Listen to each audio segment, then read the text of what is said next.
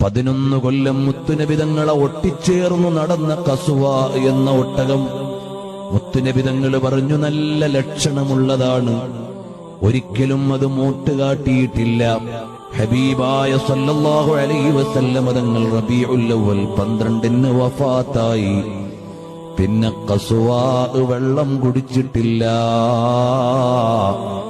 ഭക്ഷണം കഴിച്ചിട്ടില്ല. ആ പട്ടിണി കിടന്ന് മുത്തുനബി തങ്ങൾ വഫാത്തായ ദുഃഖത്തിൽ മരണപ്പെട്ടുപോയ വാഹനമാണ്.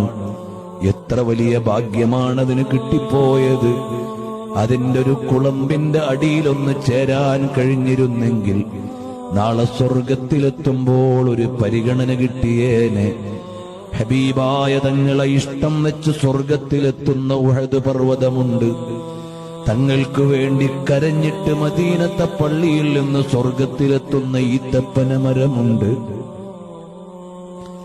തങ്ങൾക്ക് വേണ്ടി സങ്കടപ്പെട്ട് തങ്ങളോടൊപ്പം ചേർന്ന് നിന്ന് ഈ വസ്തുവകകളെല്ലാം അവിടെ എത്തുമ്പോൾ മുത്തുനബി സല്ലല്ലാഹു അലൈഹി വസല്ലം തങ്ങളുടെ ഖബറു ശരീഫിന്റെയും മിമ്പറിന്റെയും ഇടയിലുള്ള ഭാഗം നാളെ സ്വർഗത്തിലേക്ക് ചേരുന്ന ഭാഗമാണ്.